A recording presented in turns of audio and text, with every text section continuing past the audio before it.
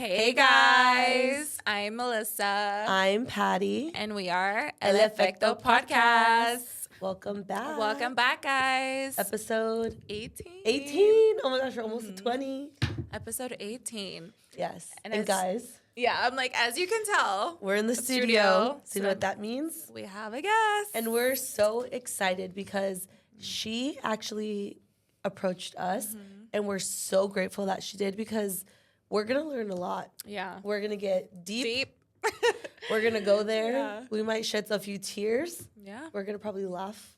A lot. Yeah. But we're so excited. Super excited. To welcome a Latina. She's a therapist and a relationship coach. Welcome, Anabell Arias. Hi, ladies. I'm so excited to be here for your audience. Yeah, I've been doing therapy for the last 5 years now. And I recently, it's been a year now that I've been doing the relationship coaching and really starting to shed light on attachment work and attachment styles because I feel like without really understanding your own attachment style, it's going to be really difficult to have a healthy relationship, especially if you've had trauma. So I'm all in. I was telling you earlier before we started the recording, but I found you guys because I really wanted to be in spaces where there were other Latinas.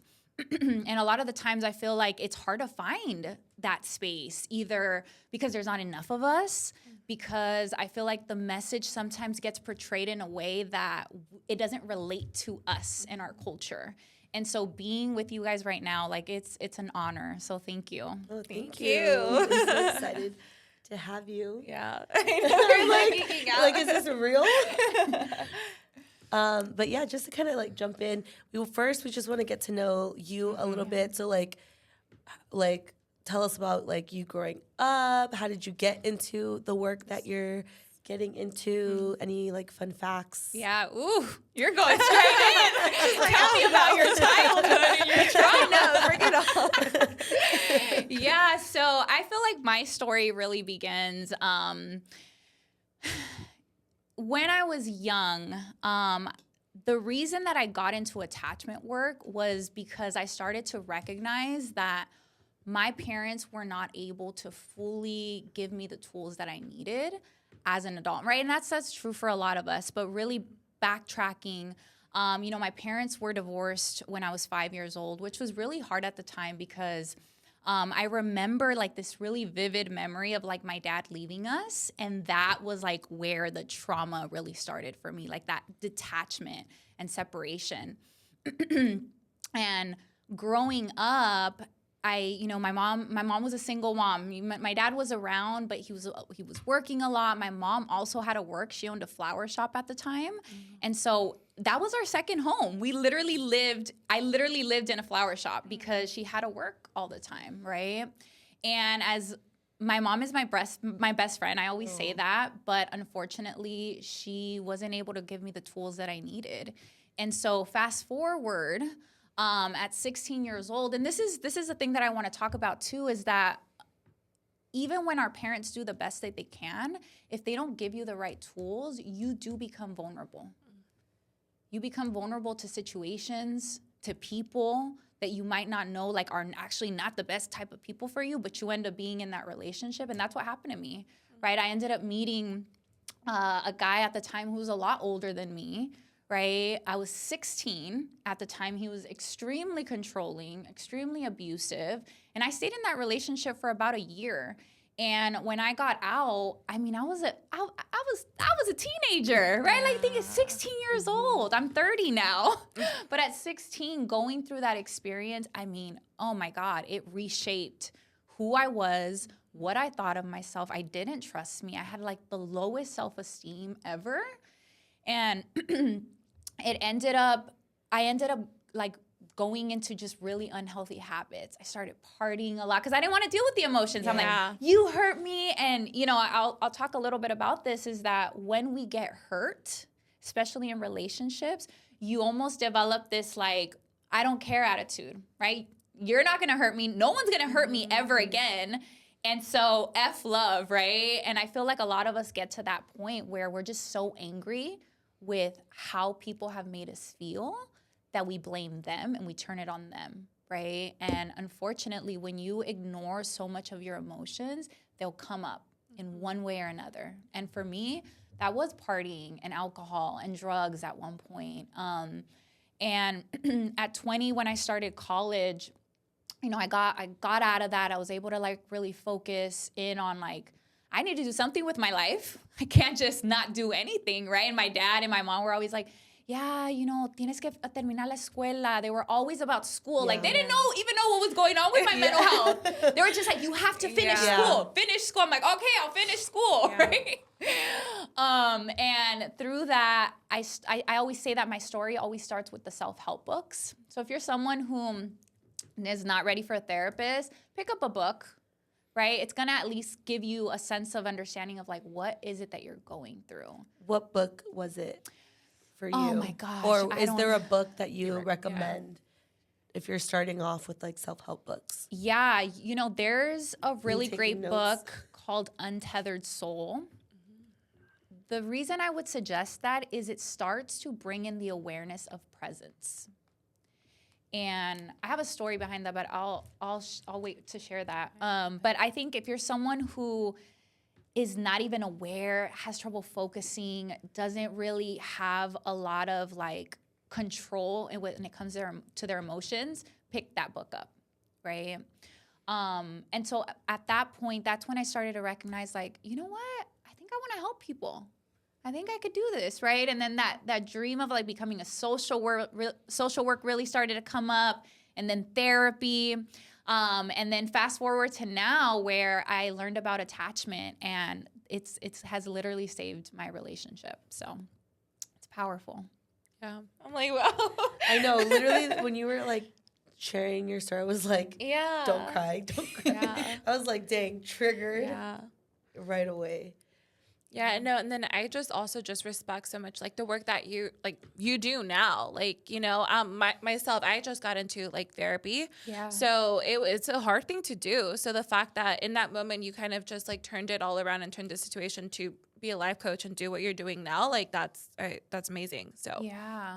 Yeah, and you know, sometimes therapy is the first step, but it doesn't always have to be, right? Especially when you're having trouble in your relationship where you're recognizing like, man, we keep fighting about the same problem. You don't understand me. He doesn't feel understood, or she doesn't feel understood. And that really paints the picture that there's actually more going on than what the relationship is bringing up for both of you. Yeah. Right? And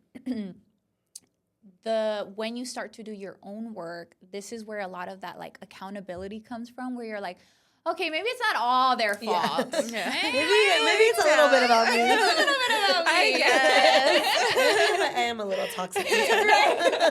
Oh my gosh, yes. Las tóxicas. Yeah, and then you can finally say like, okay, there are things, these are things that I do want to work on, and I don't have to put this responsibility on my partner.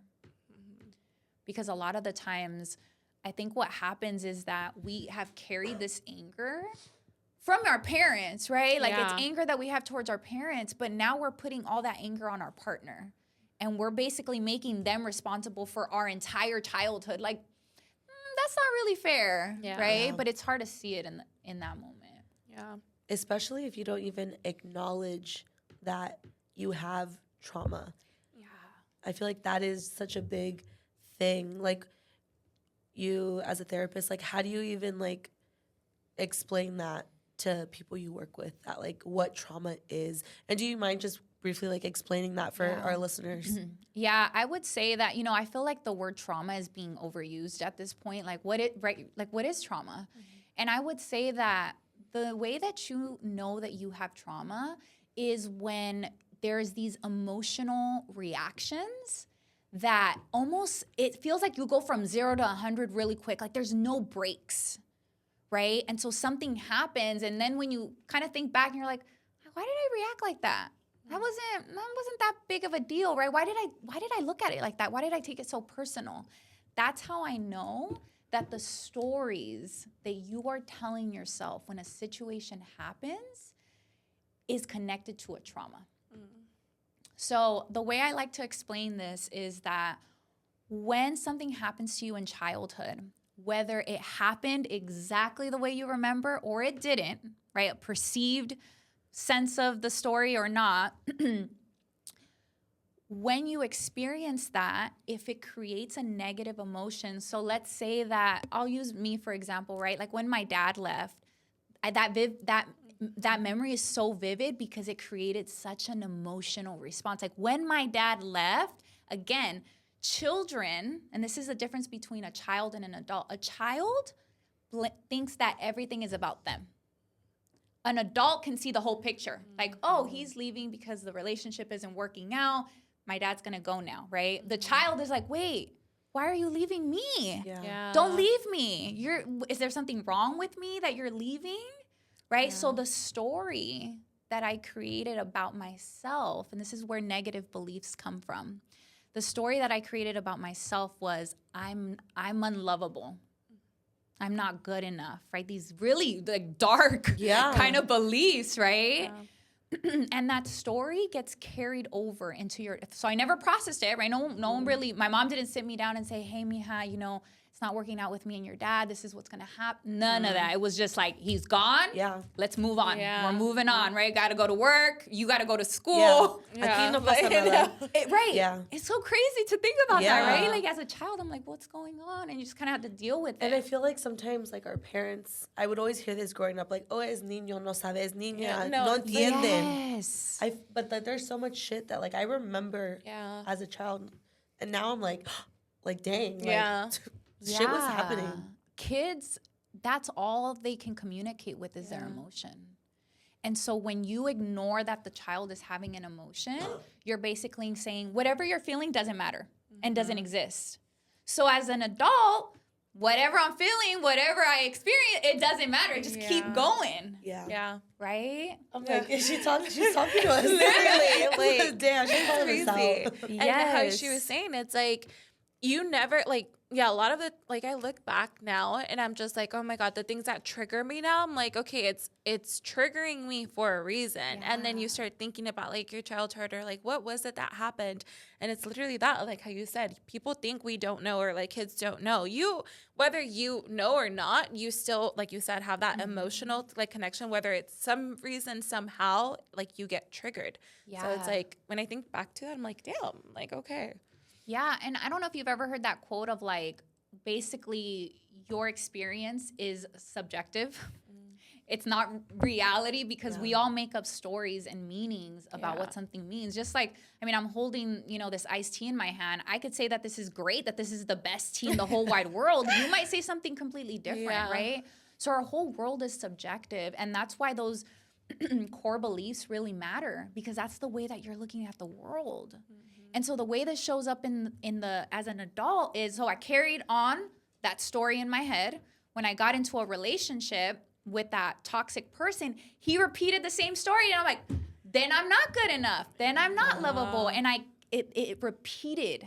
So this is why we have relationship trauma, because the same story gets repeated over and over and over. How do you recommend like getting out of that, like kind of, or identifying it as yourself? Because I feel like we've all had like girl talks and we're like telling our friend like, girl, like wake the fuck up. Yes. Like she doesn't see what we see. Yeah. But I feel like it's always that way. Like when you're going through something, you're like, and you're laughing because you know what I'm talking about. And to everyone else, obviously we can see like, remove this, carry the one, problem solved. But like when you're in it, like, I don't know, like how do you deal with it, or how do you kind of figure it out?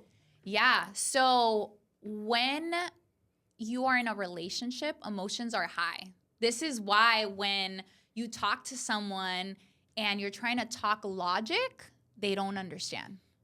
The emotion is too high. So I always say that if we were to like scale how you're feeling, like from 0 to 10, if you say I'm feeling happy at a 10, it doesn't matter the logic that I bring to you. You're gonna be like, no, I'm so happy, and it doesn't matter. Like, this is not a bad idea. What are you talking? Right? My tone of voice is gonna be like high pitched, right? Same thing when you're depressed and you're so low, and like I can't go on anymore. And we're like, no, but you have a job, you have kids, things are gonna be fine. They don't get it. Yeah. The emotion is too high, whether it's low or happy, right? And so your question was like, how do we start to like change that for ourselves? Yeah. So a big part of that is going to be regulating your emotions. Now, as easy as that sounds, trauma. I'm like, girl, that does not sound easy. As simple as that sounds, it's not, right? Yeah. Because regulating your emotions means retelling the story. And as I said before, if you've been carrying the same story, it doesn't matter what I tell you, in your mind is no one loves me.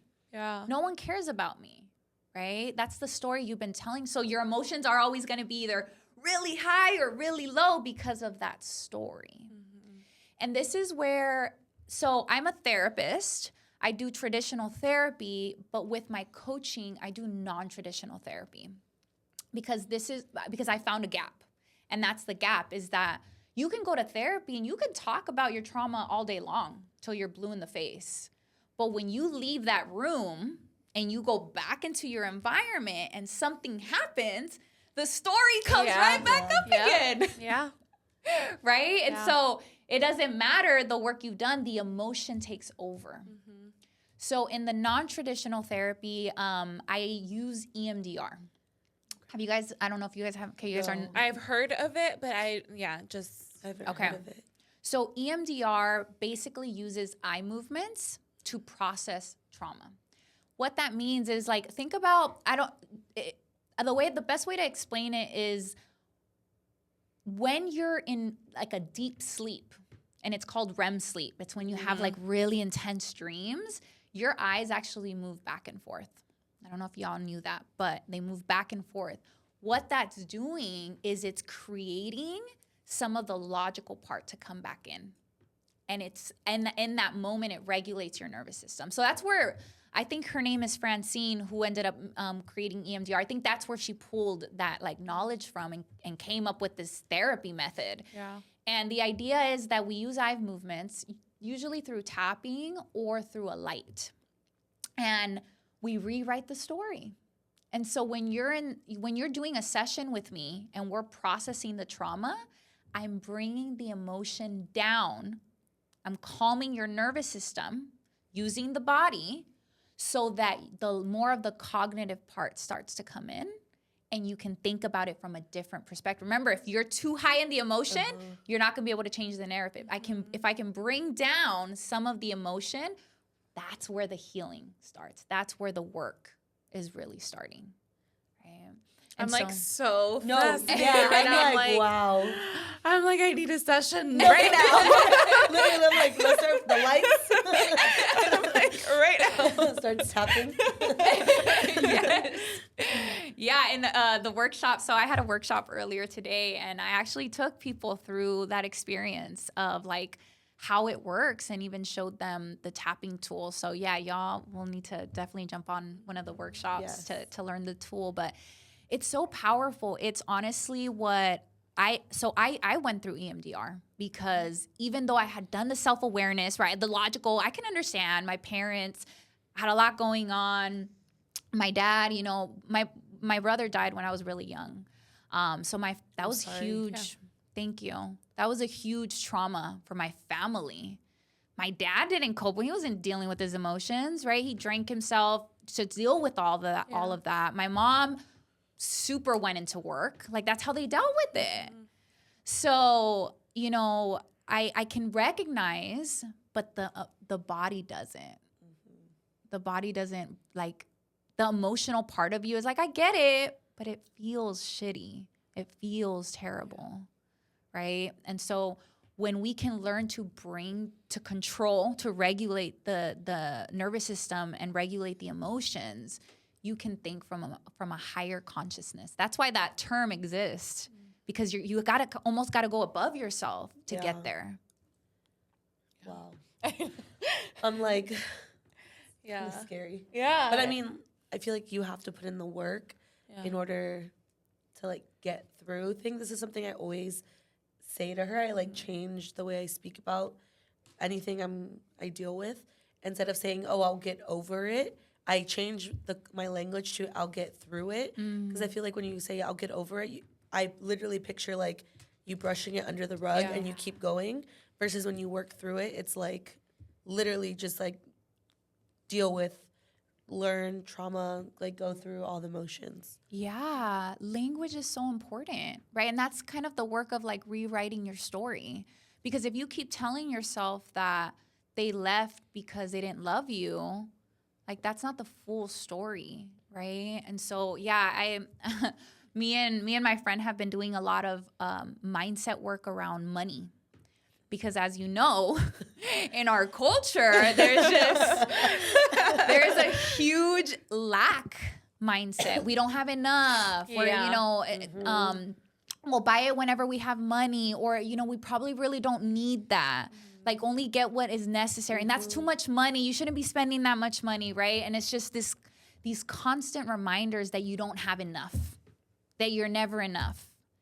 And I think when we use different language of like, no, I do have enough, but I'm choosing not to buy that right now. I'm choosing to actually spend that money on something else. And it's been so transformative, right? And when you combine that with the tapping, your body's like, oh, yes, we got this. We can get through this, right? Yeah, words are so powerful. I think that's something that we're learning. Yeah. Both. Yeah. And we always talk about like perspective.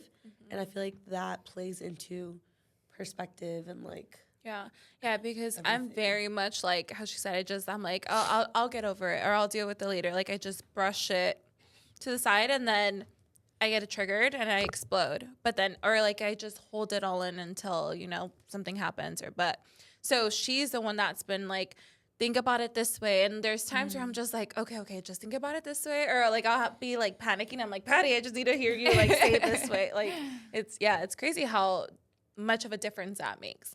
Yeah. And that's why, the fact that you have a hard time sometimes reframing that, your body doesn't let you. Like, because you can still feel it. You're like, yeah, I get it, Patty, I get it, but I can still feel it, right? That's why you can't, I feel like you cannot heal trauma without healing the mind and body. Like you have to have that connection in order to fully have the reins, like have that control. Yeah. If not, it's always going to feel like that. Like, yes, but I don't feel like it. It's not getting there. Yeah. So when you say mind and body, do you mean like exercise or like? Yeah, that stood out to me. The mind and body. I was like, that's what I immediately thought, but I don't know if that's what you meant. Yeah, what a great question, because you're right. I think sometimes I speak about these things and I'm like, oh, you understand, right? But a lot of people, I think that information isn't fully out there. And when I talk about the body, I'm not talking about just exercise. I'm talking about healing the emotions that are stuck in the body. And what I mean about that is like the EMDR, but also somatic therapy. So somatic therapy is using the body to heal. And this is where a lot of that breath work comes in, the visualizing, the tapping, the grounding yourself, right? This meditating, I feel like meditating has gotten like such a trendy, it's trending, but really it creates that connection with your mind and your body, right? As I was saying earlier, that whenever we experience trauma, it disconnects us from our bodies, meaning that because we've ignored it, we've pushed it under the rug, we're not even going to feel anything.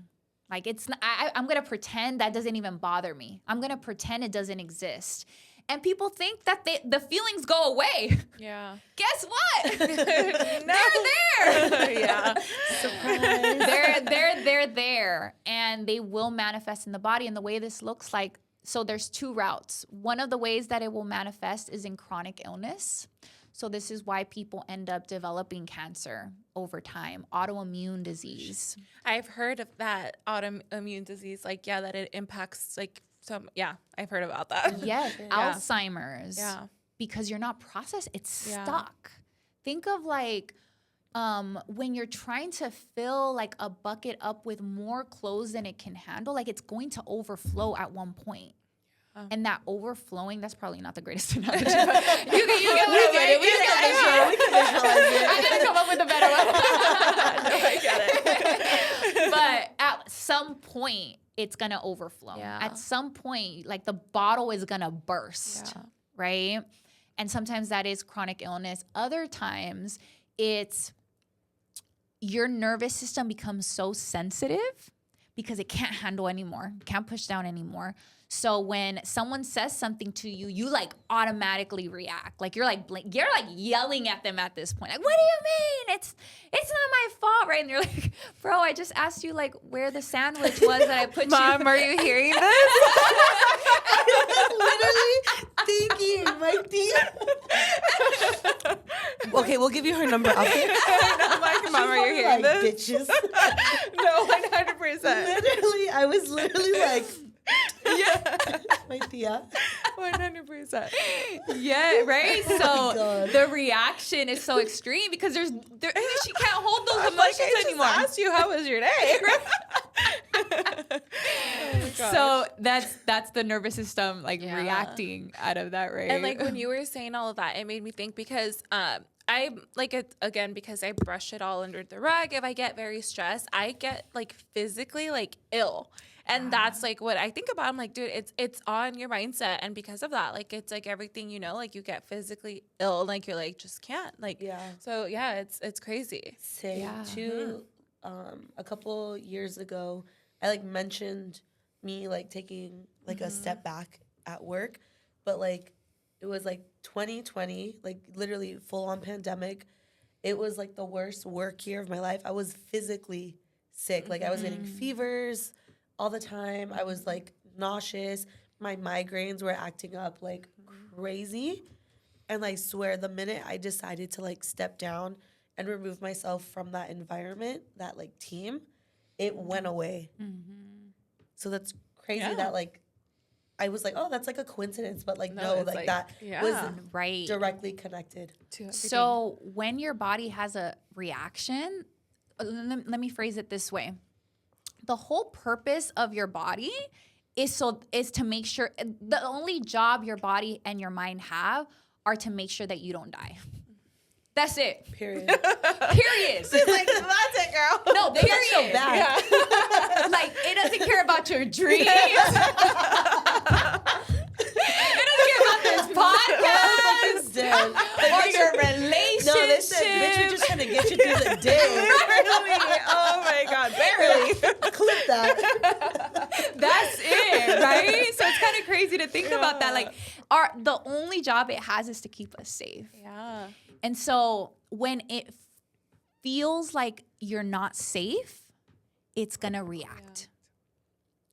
And this could either be real or it can be like perceived, right? So like, let's say if I stepped in here and I saw that plant, and that plant, my ex used to have that plant and he was abusive, I'm immediately gonna like start reacting because my body's like, oh no, there's something in this room that is not making me feel safe, even though it's a plant, right? The plant's not gonna hurt me, but my mind is saying, no, I remember an experience like that to where now I don't feel safe.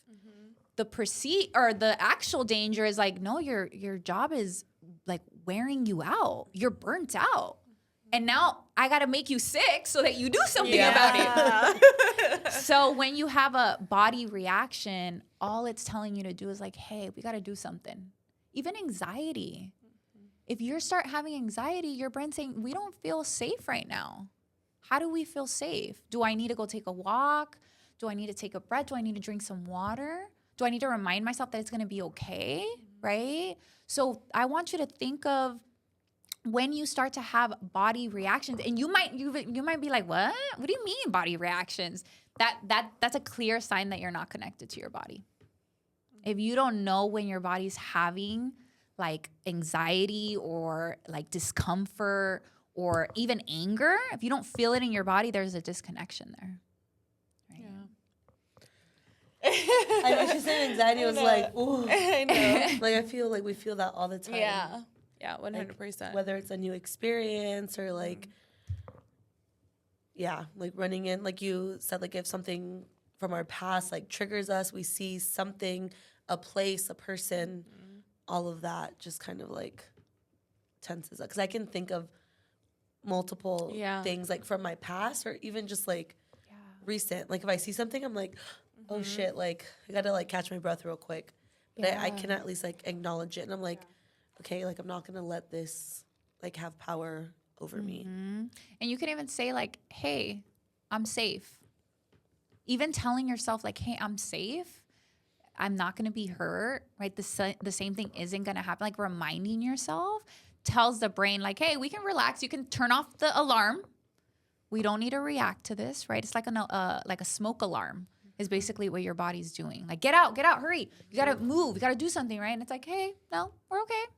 It's safe, right? Yeah. Giving us that reminder, I think, is really important. And I want to get into attachment styles really quick because I think it's something that you will really, like if you're someone who struggles in relationships, after you find out your attachment style, you're going to be like, what? This thing knows me. It knows the color of my underwear. It knows who I am and what I am. This morning, I sent her a link and I was like, take this because I have a gut feeling. Attachment styles is going to come in conversation. So we took it. I took 2 different ones and I got 2 different answers, but I feel like they're kind of, well, you can tell me. Okay. I feel like they're kind of in line. Yeah. So mine was dismissive and avoidant, which is 100% me. Okay, 100%. I feel like, I mean, even just when you were talking about like relationships, like I'm someone, I've never been in a like real relationship ever. I'm like, I hate being vulnerable. I don't like it. I push it all away. The moment someone's getting close, I'm like, goodbye. So like, yeah. Me too. Yeah. But I feel like the difference between us is you will at least give people like a little taste and then be like, nope. I'm immediately like, you give me a red flag and I'm like, cut off. Oh, okay. Yeah. So you're quick to avoid.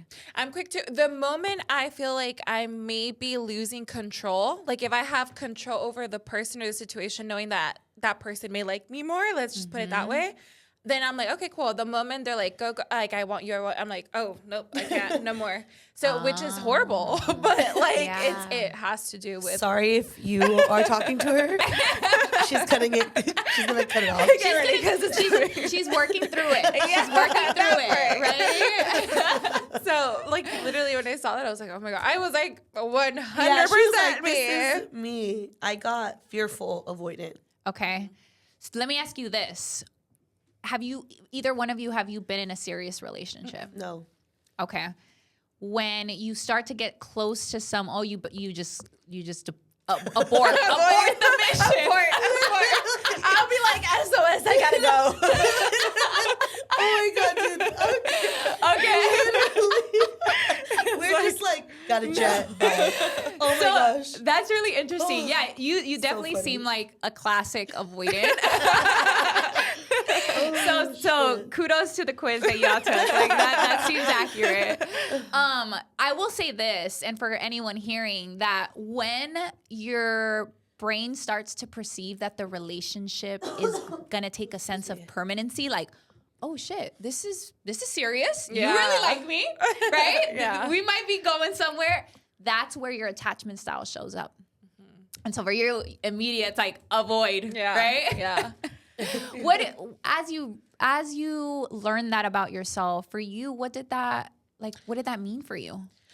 I think, the moment I like realized that, I was like, there was times where I'm like, oh, whatever, like that's just how I am. And like as I'm getting older now, I'm like, oh my God, like, right, maybe it's time to like actually give someone a chance. But then I don't know. It made me realize for sure that I'm like, am I not like there with myself yet, to the point where like in my head I'm like, I'm not ready for the relationship because I'm not where I want to be.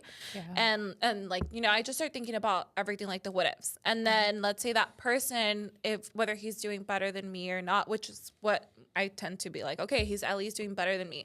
But then it gets to the point where serious questions are asked and I'm like, I'm not ready yet because, again, I'm like, I still have so much to do that I don't want to rely on someone, or I don't want to get deep in and then I guess get hurt. But it's more like I don't want to open up to this person. It's very hard for me to open up with anyone. Yeah. And so like thinking about a relationship, I'm like, oh, he's like, this person's going to see me at my most vulnerable. Like I'm going to open up. Like that freaks me out. Yeah. What about for you? I feel like it's kind of the same thing. I just don't, like, at all. Yeah. Oh, God, I'm getting emotional. It's okay. Yeah. We're here. We're here to support you. I'm like, I don't want to call this person out, but I've said this to her, but, like, anytime someone has, like, a similar trait to my dad, I'm like, red flag. Like, I don't want you in my life. Have you had a serious relationship before? No. When you have gotten a little close, do you tend to like overthink about the relationship? Like it consumes you? I don't think I've allowed myself to even like get there. Okay. You might be I would imagine that a part of you, you're straight avoidant girl. Yeah. You're avoidant. You might be a little bit anxious only because of what you said about your dad. Girl, that is that's the second one I took. Only because of what you said about your dad. So a lot of the anxious, preoccupied. Okay. Yeah. That's what I figured. See? That was a test. Literally, I was like, oh shit, she be knowing. Because of what you said about your dad. So for anxious, you've completely closed the door, right? Mm-hmm. But for the anxious, the reason that it keeps you kind of in that place of like pain and wanting to avoid vulnerability is because of that pain that you continue to carry. And it plays in your mind. Like any sign of it, there's an immediate trigger. And here's what I would say, that a big, I guess, motivation to healing your attachment style, right? Let's say you're like, I don't want a relationship right now. Like, I'm good. I'm avoidant. Like, I'm fine. Or I'm anxious. Like, I'm good right now. I would say the biggest motivation to healing is that when you decide to get into a relationship, if you haven't healed that part, a lot of times what happens is we end up attracting insecure attachment styles. Oh my God. Literally. Wait, can I cuss on this podcast? Girl, oh my God. You literally fucking attract. It's like you have a magnet for these people. Oh my gosh. I can't. Not you calling out all the guys. I'm like, shit. No, I swear, like, that's literally what I'm like, bro, like, back, like, it's okay. Back off. When you're avoidant, you track anxious. When you're anxious, you track avoidant. Because you know that saying, like, opposites attract. That shit is true, right? Like, trust me. You crave each other's strengths. Toxicity? You crave each other's toxicity, yes. Oh, God. Yeah. So a part of you, the reason that you become so attracted to anxiousness is because they share. They're oversharers. Yeah. And you're like, tell me more because I'm not going to tell you about me. Oh my God. Right? No. Yeah. And that's why I started doing this work, and I'm like, the symptoms, or I should say, like, the things we experience are like so textbook. I'm like, this isn't real. Like, what? This isn't real, right? That's so crazy. I'm fucking dead. Yeah. Oh my gosh. And so for avoidant, for anxious, yes, we attract our dads, unfortunately. What? We attract our dads.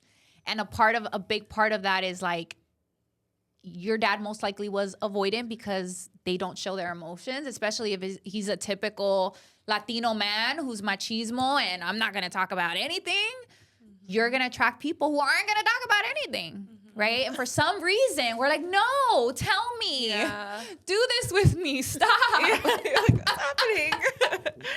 Bro, I'm fucking dead. So crazy. Dude, you hit the nail like, on the literally, head. when we were saying that, I was like, oh, shit. She's like, Yeah. you know? I was like, oh, shit. Literally, I'm like, yeah. Yeah, it's really crazy work where I'm like, how is this true for all? We all Yeah. This is why dating and relationships are so hard, because the dating in itself is challenging. Like, even without the trauma. Yeah. Add in the freaking trauma. There's people that don't have trauma. Girl, there are people with secure attachment. What? I couldn't believe that. I saw that as an option. I was like, that's not real. I thought that was a real thing. That's not real, right? Not people of color. People in the Midwest. Yeah, people of color. Not us. Literally. Right. And a lot of it isn't people of color, Yeah. unfortunately. Right. And so like now moving into a more secure, I mean, me and my partner, we struggle still, right? We both came from insecure attachments, and trying to heal together has been our biggest glow up, right? It's still hard because life, like he just lost his dad. My partner, who I've been together, it's going to be about 5 years now. He recently lost his dad about 2 months ago. I lost my dad in November. So we, life, we've moved. We were both living in Vegas. There's just been so much transition. And to still remain a couple and, heal and fight and grow, it's hard, right? But I think it's because we're both on that journey of like, no, that isn't okay. So how do we be better? Yeah. And that's where I would say is that you don't magically become secure and everything goes away. No, my anxiousness is still there. Yep. It comes out. My toxicity still comes out. Yes, as a therapist, right? I have toxic traits. She's self-aware. But I'm so much better at understanding what's coming up, changing it, talking about it, right? Communicating my feelings. And that's what has helped our relationship. So yeah, I that's what I would say to people who are still dating is that that's fine. You don't have to work on this right now, but just know that when you want to be in a relationship, it's going to be a lot harder for you if you don't work on these things. Yeah. Right.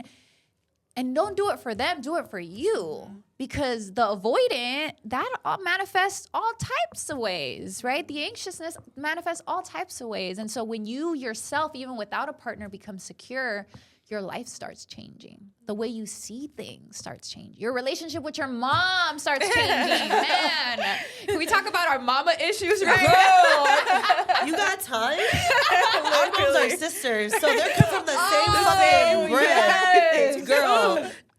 Literally, it's funny because whenever she vents to my mom about her mom, my mom will be like, oh, blah, blah, blah, blah. And I'm like, Miss Girl, that is you. And then vice versa. Yeah, when I literally. vent to her mom will be like, oh, pues mija, da, da. And she's like, Hello, you're doing the same thing. But they don't see it. Yeah. No, they no accountability. I can see it in everybody else except me. Yep. Right? Yeah. Relationships are, they're so multifaceted. Like there's so much going on there. But that's why I love attachment work, because it gives us a start. Yeah. It gives us a place to be like, I'm here. This is what comes up for me. This is how it comes up in relationships. And it's so crazy that if you don't heal your trauma, it will come out in your relationship. 100%. And it will determine the quality of relationship that you have. Yeah. Right? I Whether feel you like have I like see a that healthy one. with like my parents or like family members, because none of them dealt with anything. Yeah. Yeah. Yeah. Even like this morning when I took the quiz, I was like, oh my God, this is literally me. But in the back of my head, I was like, okay, but why? Like, I mean, I've been knowing I'm that way. But then I started thinking like, but why? And I could think of like so many things. It's just me having to work through that because lately I've been like, damn, like, okay, well, not because my parents tell me, but they're like, what's going on this? We have friends that are getting married, engaged. And I'm like, am I ready? Am I like, do I want to, And I'm like, no, never mind. But like, yeah, it's just, you start thinking about it. I'm like, okay, I know exactly why I'm this way, but it's time to like try and work through that, but it's going to take time. Yeah, I don't know. you said, like, you have to kind of, like, when you heal, you kind of work on yourself or whatnot. I feel like that's kind of where we're at now. We're, like, self-aware of that. I've always heard, like, when you, I don't know what the quote is exactly, but it's kind of like the more you level up, the, like, pool of people that you're attracted to becomes smaller. And I feel like that's also kind of where we're at. Yeah. I will say, though, I feel like some people use that I'm going to work on myself as like a security blanket. I'm not saying that's y'all. Yeah, no. I'm not saying that's y'all, but I used to be that person. I'm going to work on myself. I don't need to be with anyone right now. But it was like, I was avoiding everything. I'm like, I have too much trauma to deal with your trauma right now. Yes. That's where I'm at. And that's fair. That's fair, right? Like if you're actively working on your trauma, I think that that's fair. The other part that I would consider, and again, I think being by yourself is so beneficial to a certain point, right? So at some point, the only way we heal is in relationships. Because if you're not practicing in the relationship how to communicate healthy, how to talk about your feelings. Because remember, the space is so vulnerable. Yeah. If you're not practicing in that space, a part of you is going to be avoidant because you can only trust yourself and I can only depend on myself. And no one can meet my needs. Only I can meet my needs. And you develop this very self phase, right? Yeah. I'm like, bitch. Yeah, no, I was like, damn, that's literally. I'm like, it's crazy. I know. I'm yeah. Speaking it. I'm looking at your soul right now. I know. Literally. Like, you're hearing that right now. She's fucking doing X-ray vision on us. She's like, I could read y'all. Yeah. I need a. So, like, for people who are wondering, okay, well, I'm an anxious or I'm an avoidant. Like, what do I do? Yeah. Right? How do we change our attachment style? I do I shouldn't say monthly. I'm trying to get it to a place that it's monthly. It's been randomly, but I'm actually having an attachment style workshop that's coming up on May 28th. And you guys can probably link it on your thing, but it really gives you the in-depth knowledge of how to change. I'm going to tell you how to do it. And I use 3 pillars that really help to change that. But if you're wanting to, after you hear this, if you're wanting to learn more, definitely check out the workshop. So the first pillar is healing your trauma. Now, what that means is how are these reactions coming up in the present and where do they come from? What is the story that you are creating? So even though you're like, yeah, I'm healing my trauma, you might not be healing the trauma work related to relationships, right? You might just be healing the like, I don't feel good about myself, or, I want to be better, or I don't have, confidence, or whatever the case is. But the relationship trauma is where we need to heal. The part 2 is the attachment work. So it's taking a deep dive into your attachment style. So you too might have the same attachment, but it will manifest in a different way. And so through that, once you, as we work together, we really start to identify how specifically do we need to work on your attachment? Like, what are the behaviors that you're using to defend yourself? Yeah. Because it's protecting you. Remember what I said? It's keeping you safe.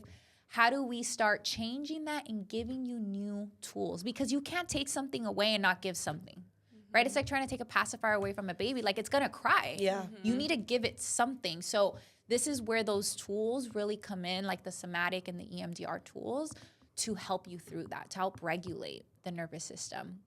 And then the third one is actually practicing this stuff. Yeah. Learn, practice, apply. We gotta apply it, y'all. Yeah. Like, if you're not doing this with it, your closest relationship might be with your mom, or with your cousin, or with your friend, or with your sister, right? Whatever it is. Yeah. But I always encourage my clients, like, we gotta practice this so that we can see what's coming up and what still needs a little bit of healing. So it's not necessarily just like in a couple. Yeah, like with your partner, it's literally, you just have to practice it in general with people. With your closest attachments. Bitch, right here. Yeah.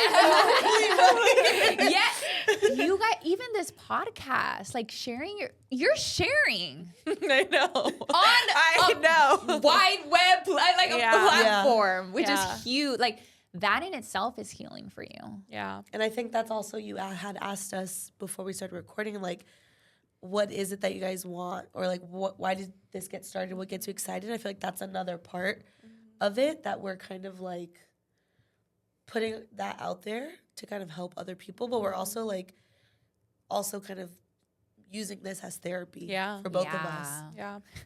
It's so true. I saw this meme and it was like, I'm like blanking out on it now.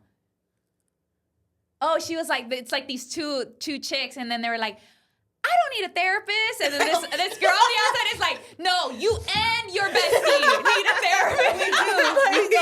100%. We're very well aware of that. No, but I think this is when you're building with someone else and you're being vulnerable and you're willing to be vulnerable. Like, that's the key to a fulfilling relationship, is willingness. Y'all aren't going to be perfect.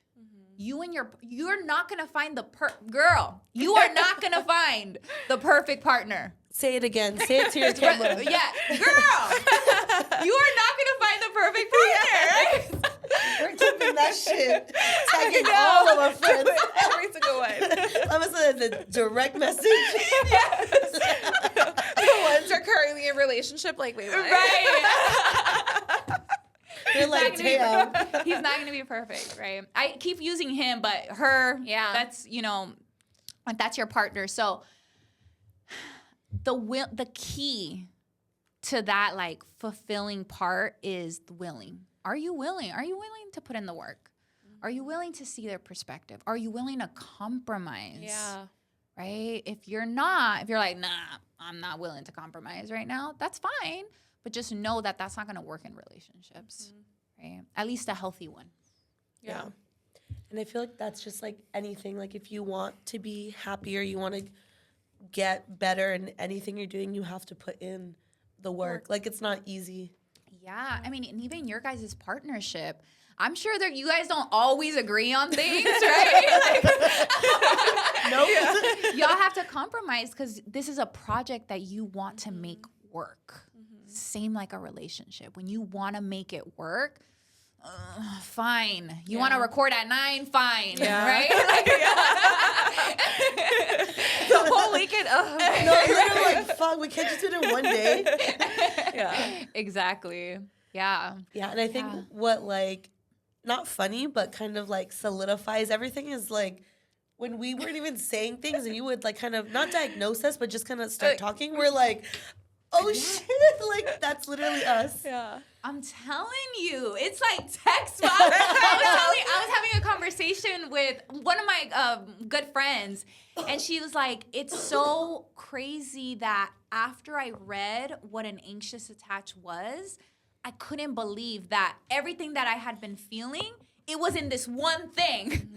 Yep. And like, it's so simple to get to that point of like, wow, this is what I've been dealing. It's not that I'm crazy or I'm depressed or, I don't, like, it's none of that. It's, no, unfortunately, when you become attached, and that's where that word attachment comes from, when you become attached to someone, all of that, like, insecurity from your child, like from a baby, which is, this dates back all the way till you're a baby. Yeah. It comes up. It's so crazy. And it comes up exactly the same way. Like, not even exactly the same way. It literally has an effect. And I think that's also like what you represent, your work is perfect for kind of like what our mission is with this podcast, El Efecto, because you are literally saying that it is fact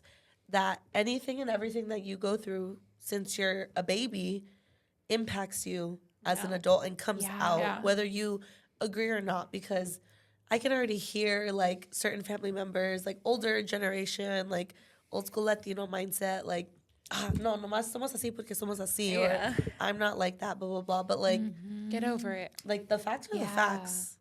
Yeah, I was reading this article yesterday and it talked about how, like, for a long time, I mean, I've definitely heard my aunts say this, but like even older generations, like not just Latino generations, talk about how like when a baby cries, you just gotta let them cry, right? Because you don't want to spoil them, or they need to be able to soothe it. Like, it's a baby. Okay, I'm not gonna lie. I used to be like, you gotta let them cry because they'll learn. They're learning. But again, through TikTok, I've learned like about like trauma responses and all that stuff. Crazy. And literally, you carrying a baby isn't gonna make them like chiquiados. Yeah, no, like, it soothes them, and you're protecting them so that they're not growing up constantly in like a fight or flight situation. Yes. And the baby. You're like, it's so crazy. But I used to think that too because that's what we were taught. Yeah. That's what we heard growing up, right? So that's the baby's only way of communication. Yes.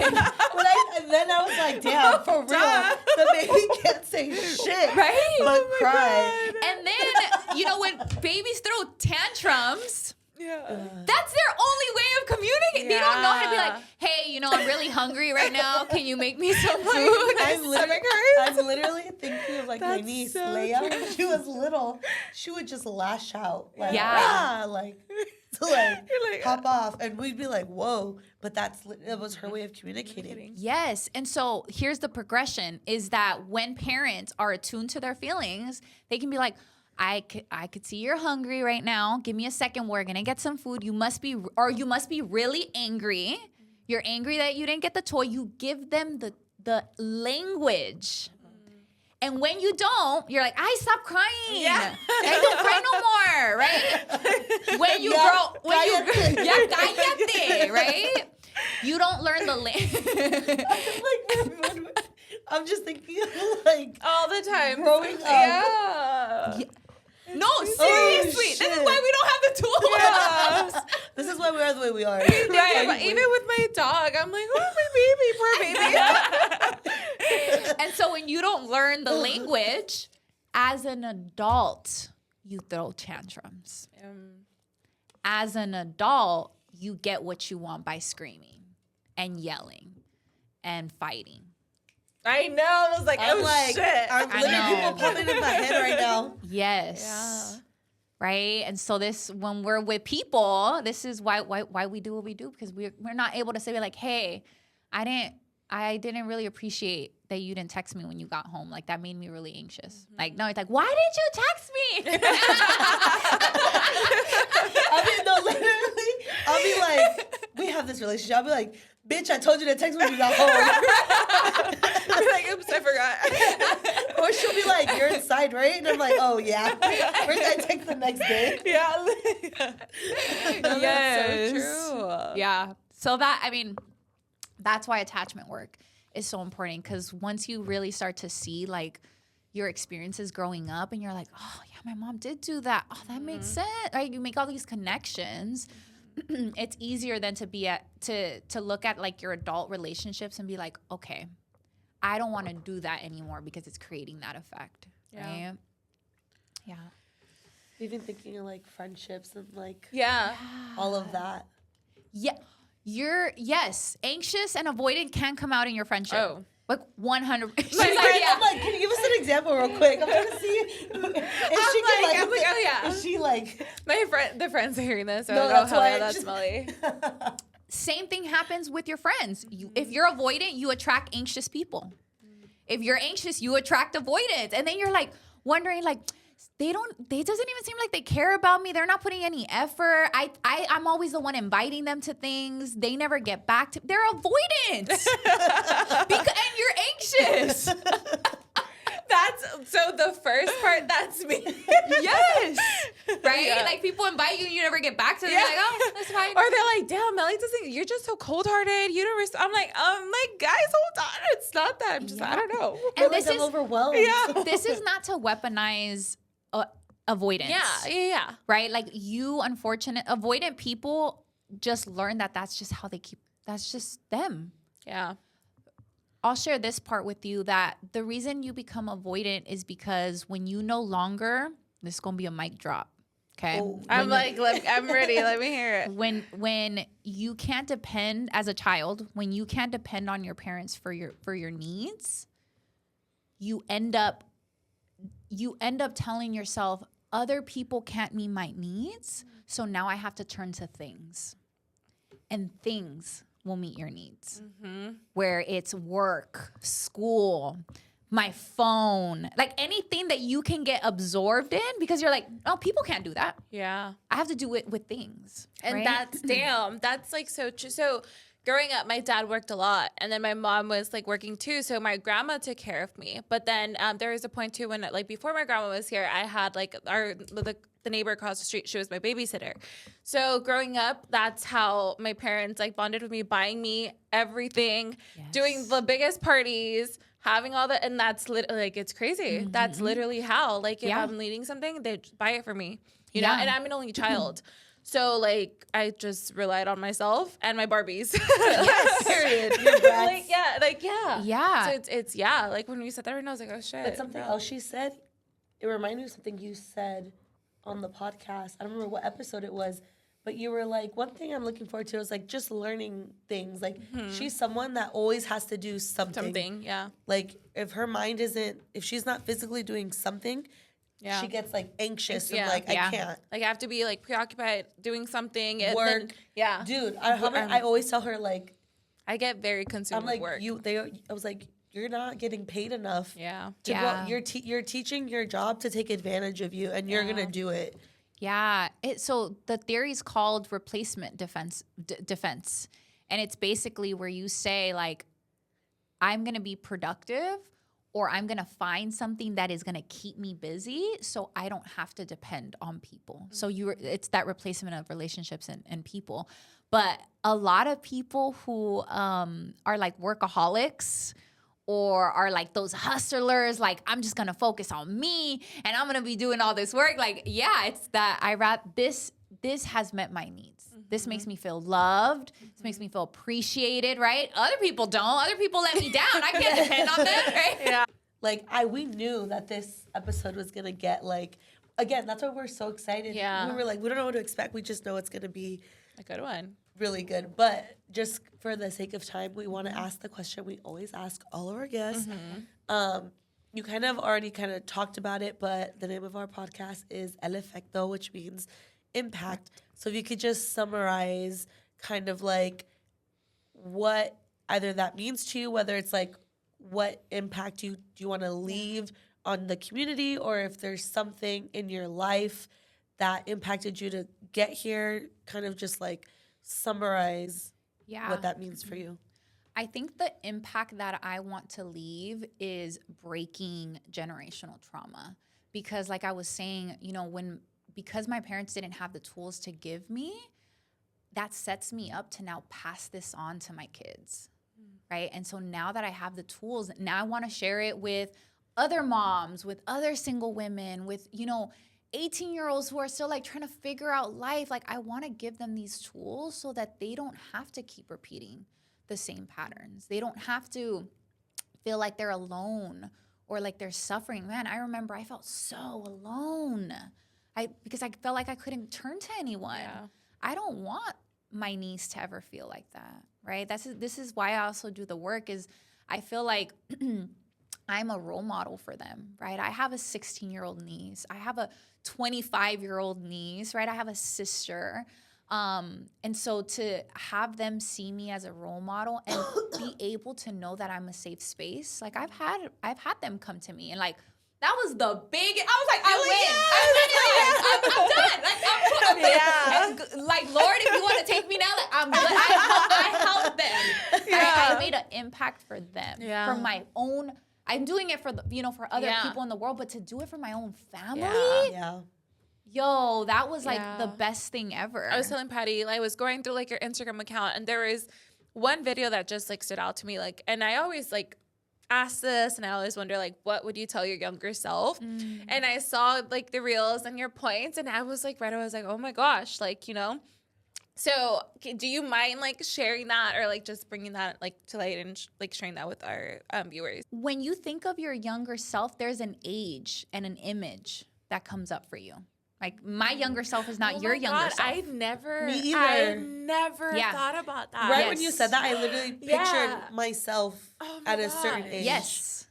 Because that's the trauma point. I got the chills. No, I swear. I'm like, damn, I was little. Right. I got the chills. Yes. So a really cool exercise actually to, I do this with like inner child work, is find that picture of that, of you at that age, and start talking to her. Like, and it helps to have, because we can picture it, but to see it like in a photo, it's crazy. Yeah. It's so crazy. I'm like getting teary because I've never thought about it that way. Yeah. Ever. Yes. And I feel like for us in our culture, we don't get that because it's too scary. It's too risky.